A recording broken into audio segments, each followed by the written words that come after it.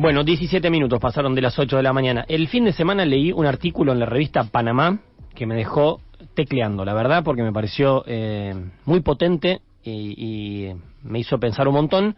Dice cosas como la siguiente: el peronismo atraviesa una serie de crisis profundas que van mucho más allá de sus derrotas electorales. Se trata del agotamiento de un ciclo histórico, político y cultural. Pese a su enorme legado, hoy se presenta como un campo arrasado, atrapado entre estructuras sin vitalidad, liderazgos mezquinos, una base social cada vez más difusa y un universo simbólico devenido en mera pose estética. Todo ello, además, signado por una incomprensión radical de la época. Quien escribió esto es Agustín Oya, lo escribió junto a Agustín Vázquez en un artículo que se llamó Una rebelión plebeya para el peronismo en la revista Panamá. Solemos convocar a autores, por lo general, de Panamá, o solemos referirnos a artículos que hayan escrito ellos, y en este caso estamos en comunicación con Agustín Oya. Él es sociólogo, es docente, y vamos a hablar un poquito de lo que podemos ver entre líneas en este texto que te decía, tan potente que escribieron, que a mí me dejó pensando un montón. Agustín, ¿cómo te va? Alfredo Beslosada te saluda acá en Radio Brisas de Mar del Plata. Hola Alfredo, ¿cómo andás? Muchas gracias por los comentarios y un saludo grande a la audiencia. Bueno, muchas gracias por atendernos tan temprano en este viernes. A ver, lo aclaro porque en el artículo, en la primera línea, ustedes aclaran que esto es un alegato en favor de una rebelión plebeya dentro del peronismo contra lo que ustedes definen una aristocracia partidaria incompetente e indolente, y después pintan, en este primer párrafo que yo leía, el cuadro de situación actual del peronismo. Vos sabés que ayer estuvo invitado acá en el programa, en un pase que hacemos entre la primera mañana y el programa que sigue a partir de las 9, un exintendente de la ciudad de Mar del Plata, de extracción radical, uno de los referentes del radicalismo local, Daniel Katz, que hablaba de la crisis que atraviesa, por un lado, el radicalismo en muchos aspectos, y también de los desafíos que enfrenta el peronismo. Es decir, yo leo rápidamente que están envueltos en una crisis propia de los partidos tradicionales de este principios del siglo XXI. Pero me gusta mucho lo que ustedes plantearon respecto de las particularidades del peronismo en tanto partido tradicional con sus particularidades propias, ¿no? Claro, totalmente. Y retomo esto que vos decías recién. Lo que cambió es el sistema político argentino. Lo que cambió es el sistema político argentino. Hoy el único actor real con capacidad de representar o liderar un proyecto de futuro, nos guste o no, claramente los que leyeron el artículo saben que no nos gusta a nosotros, es Milei. El resto de los espacios políticos atraviesan un momento de crisis, para mí profundísima. Obviamente nos concentramos en el peronismo porque nos identificamos con este espacio político, pero seguramente incluye al radicalismo, que te diría incluso no resolvió su crisis de 2001. Hoy el radicalismo persiste como un partido provincial o municipal, pero a escala nacional ha dejado de ser un jugador relevante. Y también al PRO. El PRO está en una fase declinante, que en realidad es la fase declinante de los partidos o de los espacios que emergieron con la posconvertibilidad. Un eje muy grande que fue el peronismo en su versión kirchnerista, y otro eje importante que fue el PRO, con todos sus espacios satélites. Bueno, eso implosionó.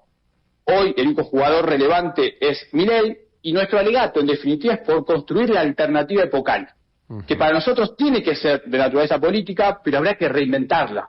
Es un alegato por la renovación. El peronismo se ha renovado varias veces. Tuvo su histórica renovación a fines de los 80, con Cafiero y con Menem. Mismo Néstor Kirchner representó una renovación respecto a lo que había sido la fase menemista. Bueno, hoy se agotó un ciclo. En 2023, más precisamente, bueno, habrá que inventar la nueva cara, la nueva forma del peronismo, y esa es nuestra humildísima intervención. Hay otros compañeros y compañeras en este trabajo militante y también, bueno, en algún sentido reflexivo.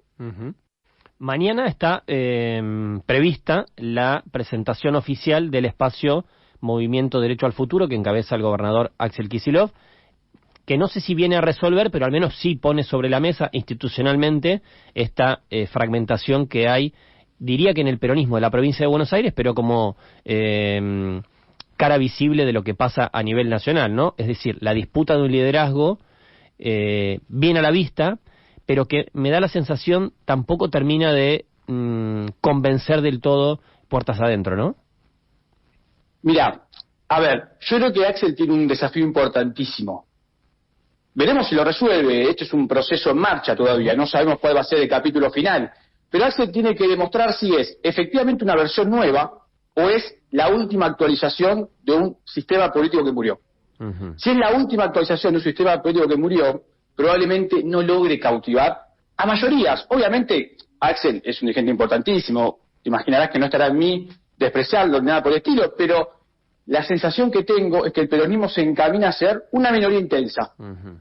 Una minoría en el orden de los 30-35%, pero incapaz de construir una mayoría social que te requiere para una elección. Y además otra cosa que no hay que dejar pasar de lado, las disputas que uno ve hoy en la provincia de Buenos Aires como foco de tensión principal, son disputas sumamente mezquinas a mi entender, por el reparto de las migajas de un poder que se agota.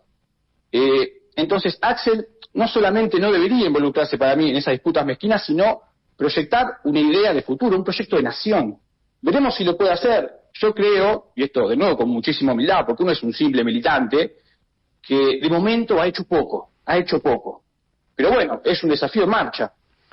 Agustín, como sociólogo, ¿qué ves vos respecto de las posibilidades, ¿no?, de reconversión o reconfiguración del peronismo a la hora, por ejemplo, de pensar en, no sé si volver a las fuentes es la idea, pero la columna vertebral del peronismo ha sido históricamente el movimiento obrero? Bueno, cuando uno piensa, no sé, en volver a las bases, en mirar puertas adentro, ¿no?, en reflexionar dentro del peronismo, entiende que, por ejemplo, el movimiento obrero no tiene nada que ver con lo que pensábamos hace 30, 40 años. El mundo del trabajo al que nos solemos referir está totalmente cambiado en este arranque de siglo. ¿Qué desafío le plantea en este sentido esto de volver a pensar, ¿no?, en sus bases o en sus orígenes? Mirá, te planteo dos cosas. Número uno, hay una pulsión, que uno la entiende, pero creo que es una pulsión errónea, de buscar respuestas en el pasado, ¿no? Buscar respuestas en el siglo XX, como si fuera una suerte de retroutopías que intentan recrear condiciones de 1945, cuando el mundo es otro, la geografía del poder es otro, la geografía de la economía es otra, los patrones tecnoproductivos son otros. Entonces, no están en el pasado las respuestas. Digo porque hay expresiones del peronismo que uno respeta, obviamente, que creen que se pueden reconstituir esas condiciones de mediados del siglo XX. Es cierto, el mundo del trabajo es otro. De hecho, el bloque de trabajadores formales asalariados, que es la base histórica, se quiere, del peronismo, hoy es simplemente un pequeño segmento del mundo del trabajo, 6 millones de personas aproximadamente, que de hecho desde 2011 no crece, se estancó. Y encontramos, por ejemplo, un 42% del trabajo argentino es informal.